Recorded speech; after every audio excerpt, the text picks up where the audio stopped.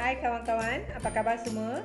Resipi kali ini saya nak tunjukkan cara masak ketam masala yang pedas ataupun dalam bahasa Tamil dipanggil nandu tokku dengan cara yang senang dan juga hanya menggunakan beberapa bahan saja. Cuba sekali, memang sedap. Sekarang jom kita lihat cara saya bagaimana nak masak ketam masala yang pedas dan mantap. Hi friends, இன்னைக்கு நம்ம என்ன பார்க்க போறோம்னா நல்ல சுவையான காரமான நண்டு தொக்கு. இந்த நண்டு தொக்கு ரெசிபி ஒரு தடவை ட்ரை பண்ணுங்க, ரொம்ப ருசியா இருக்கும். ட்ரை பண்ணிட்டு இந்த தீபாவளிக்கு இந்த நண்டு தொக்கு ரெசிபி சமைச்சு சர்வ் பண்ணுங்க. இப்போ வாங்க பார்க்கலாம், ஸ்டெப் பை ஸ்டெப் நான் எப்படி இந்த நண்டு தொக்கு செய்யறதுன்னு பார்க்கலாம்.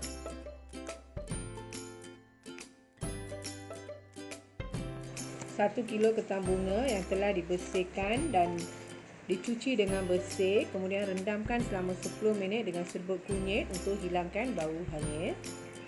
Ketam ni telah dibilas sekali lagi dan telah ditoskan. Lepas tu saya asingkan isi dan kakinya. Kakinya saya akan pecahkan sikit supaya senang nanti rempah akan serap ke dalamnya dan juga senang dikupas ketika makan. Saya akan guna lesung batu untuk pecahkan kaki ketamnya.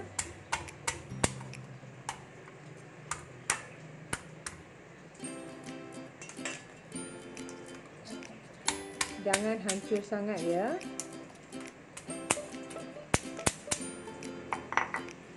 Kelihatan begini. Sekarang isi dan kaki ketam yang telah dipecahkan tadi saya dah campurkan sekali. Kemudian perapkan seketika ketam ini dengan setengah sudu kecil serbuk kunyit dan setengah sudu kecil garam. Lepas tu gaulkan sebati. Tutupkan dengan penutup, ketepikan. Yang spesial dalam resipi ini adalah biasanya dalam masakan buah tomato kita akan tumis macam biasa. Tapi untuk resipi ini, 1 biji tomato yang besar saya akan rebuskan begini selama 1 minit. Lepas tu bila dah sejuk, kupaskan kulit dan lenyekkan begini. Cara ini akan berikan ketam masala rasa lebih sedap. Ini adalah bahan-bahan yang diperlukan. Saya ambil 2 biji bawang merah. Potongkan dengan dadu. Untuk resipi ini bawang merah haruslah guna lebih.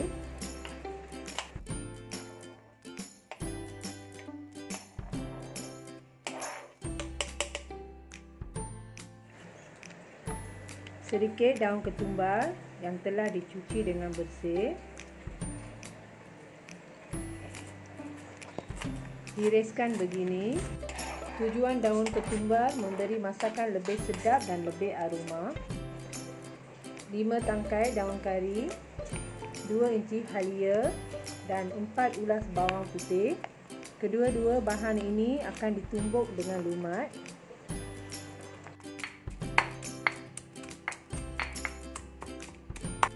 Jom mula masak. Minyak dah panas, tumiskan 1 sudu kecil biji jintan manis. Kemudian masukkan bawang merah yang telah dipotong dengan dadu. Masukkan sedikit garam supaya bawang merah masak lembut dan tumis selama 1 minit. Ini bawang putih dan halia yang telah ditumbuk dengan lumat. Daun kari.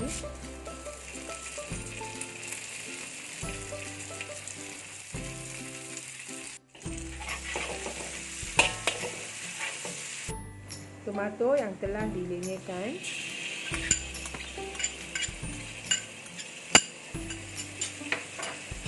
Tumis selama 30 saat. 1 sudu besar serbuk cili kering. 1 sudu besar serbuk ketumbar. Setengah sudu besar serbuk jintan manis. Tumiskan sampai bau rempah-rempah hilang selama 1 minit. Kemudian saya campurkan 1 cawan air ke dalam mangkuk tomato tadi supaya serba rempah tak hangus. Kacaukan dan biarkan selama 1 minit. Masukkan sedikit garam. Ini sebesar 1 biji limau asam jawa. Bancuhkan dengan air.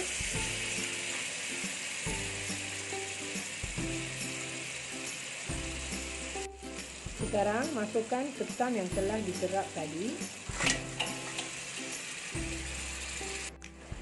Kacaukan sebati bersama rempahnya selama 2 minit dengan api sederhana.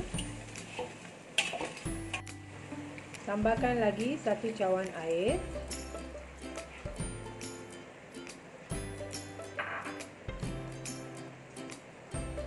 Kemudian tutupkan dengan penutup.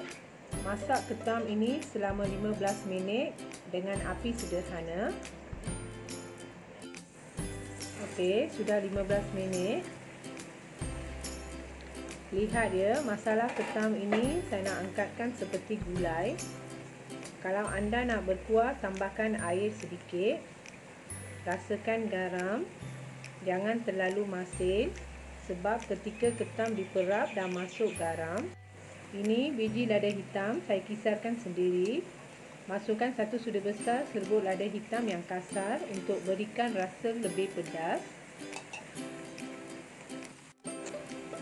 Kacaukan sebati. Akhir sekali, taburkan daun ketumbar yang telah diiris.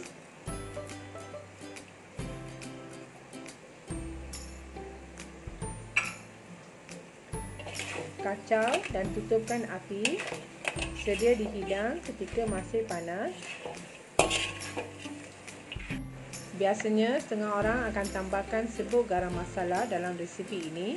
Tapi untuk saya serbuk lada hitam dan rempah-rempah lain pun dah cukup sedap dan aromanya yang cukup kuat. Ini dia ketam masala yang pedas dan mantap. Lihat pun dah terliur. Rasanya manis dan pedas. Sangat senang kan nak masak resipi ini? Kawan-kawan, sila cuba di rumah ya. Nantikan video yang lain. Tolong like, subscribe, share dan tekan butang loceng. Terima kasih.